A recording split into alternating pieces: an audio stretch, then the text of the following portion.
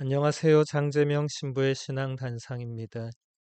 오늘은 에르메스 론키 신부님의 책 복음이 나에게 물었다의 한 부분을 보도록 하겠습니다. 베드로야, 너는 나를 사랑하느냐? 어렵고도 대답이 쉽게 나오지 않는 물음입니다. 예수님은 베드로에게 하는 이 물음을 우리에게도 건네십니다. 우리는 죽음을 맞을 때 사랑에 대해 심판받을 것입니다. 하느님은 애절함도 감성적 사랑도 없는 우리의 신앙 속에서 타오르는 물음이십니다. 그 낚싯바늘이 내려와 우리가 인간적으로 살아가는 그곳에서 우리를 낚습니다. 그러고 나서 여정이 시작됩니다. 부활하신 예수님은 우리의 사랑을 간절히 원하십니다. 그분은 요한의 아들 시몬아, 내가 한 말을 알아듣고 내 삶을 이해했느냐 하고 묻지 않으십니다. 오히려 이렇게 말씀하시는 것 같습니다. 나는 모든 걸 사랑에 맡긴다. 나는 가야 한다. 그래서 너희에게 한 가지 질문을 한다. 내가 너희 안에 사랑을 불러일으켰느냐? 제자들은 그들의 고향, 모든 것이 시작된 그 호숫가로 돌아왔습니다. 그곳에서 그들은 3년 전 그들의 삶을 바꾼 예수님의 말씀을 다시 듣게 됩니다. 나를 따라라. 그들은 다시 떠납니다. 이제는 두려움도, 피와 도주로 끝난 지난 일도, 배신도 더 이상 문제가 되지 않습니다. 거기에는 은총으로 피어나는 새로운 시작이 있습니다. 믿음은 항상 새롭게 시작하고 또 시작하는 것이며 삶은 다시 시작하는 무한한 인내의 연속입니다.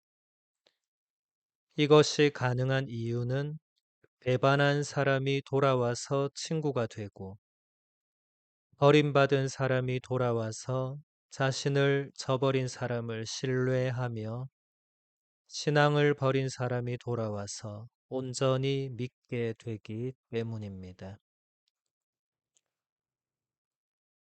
부활하신 예수님께서는 베드로에게 너는 나를 사랑하느냐라고 3번 물으셨죠. 너는 왜 나를 모른다고 했느냐? 이렇게 물으셔야 인간적으로 당연한데 예수님이 그렇게 묻지 않으셨습니다. 론키 신부님은 예수님께서 이 물음을 우리에게도 그대로 건네신다고 말합니다. 너는 나를 사랑하느냐? 이 물음에 대한 우리의 대답이 예수님을 향한 우리의 믿음과 사랑이 어떠한지를 보여줄 것입니다. 십자가의 요한 성인은 우리는 죽음을 맞을 때 사랑에 대하여 심판받을 것이라고 말했습니다. 이 말은 다른 여러 책이나 문헌에서도 자주 인용이 되고 있죠. 그러니까 이 말씀은 진리입니다. 우리가 이 생을 다 마치고 하느님 앞에 섰을 때 예수님께서 베드로에게 하셨던 그 물음을 하느님께서 우리에게 그대로 하실 것이라는 말씀이죠. 너는 나를 사랑하느냐?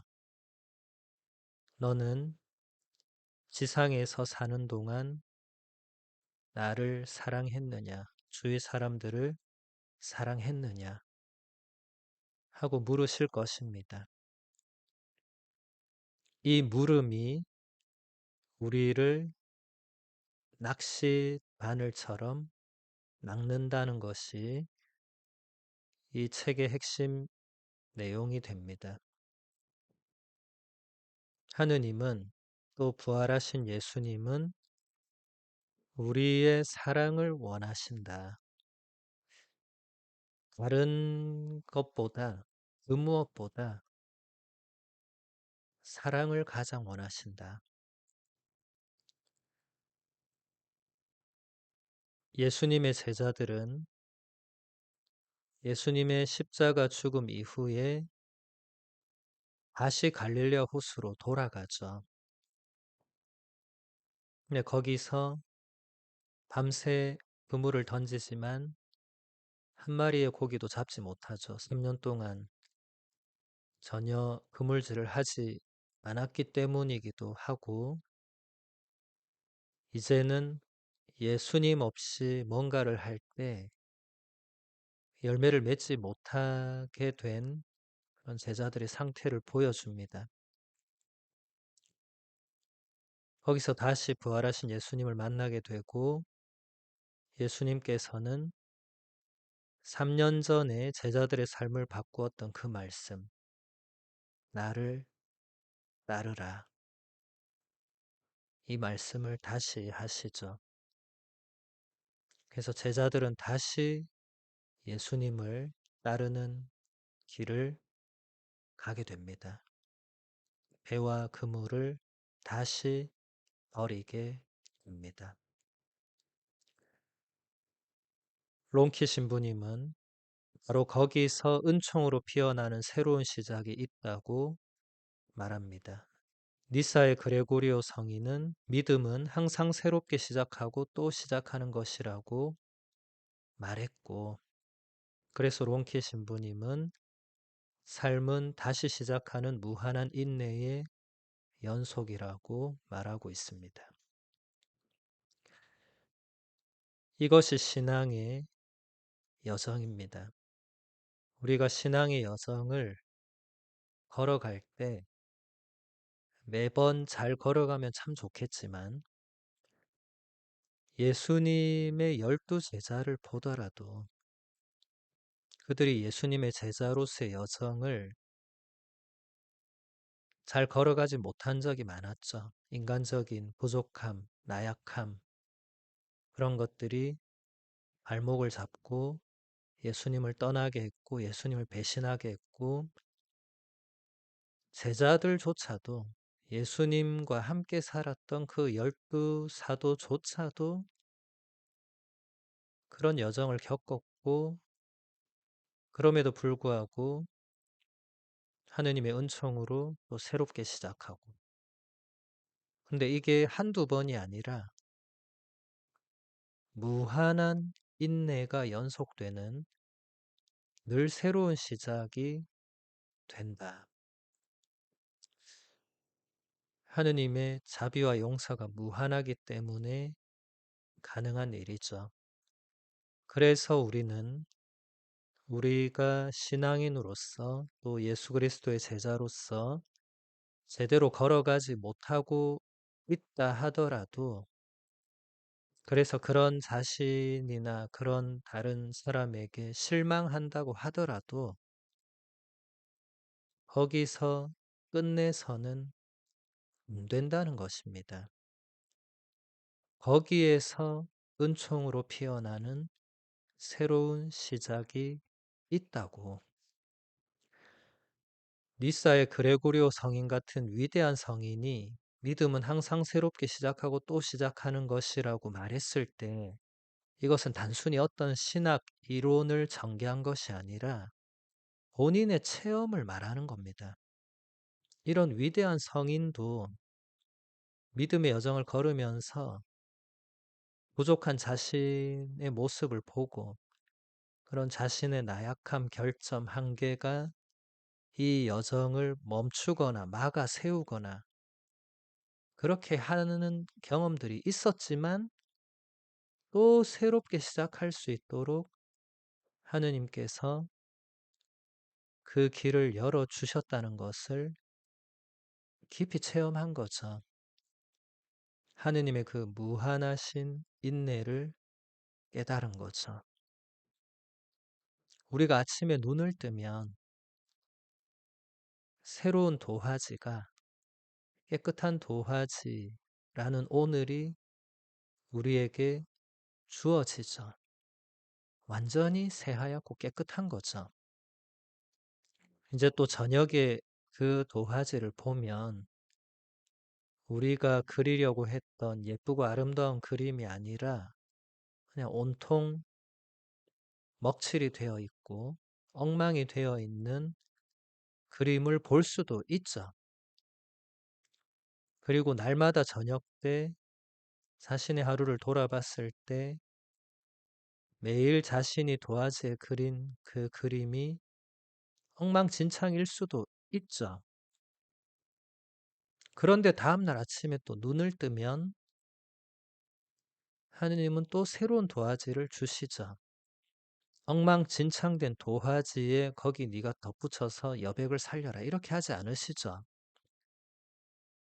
또 새로운 하루는 또 새로운 시작을 의미하고 또 새하얀 도화지가 우리에게 주어져서 우리가 또 새로운 그림을 그릴 수 있는 기회가 열린 거죠.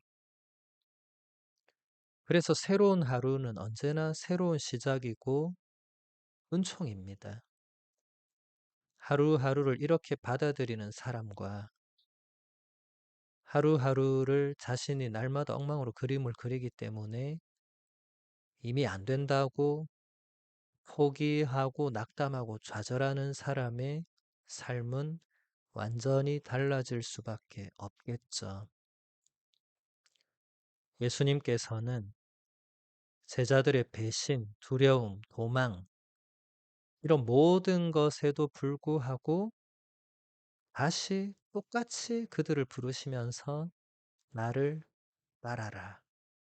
이렇게 명령하시죠. 우리에게도 똑같습니다.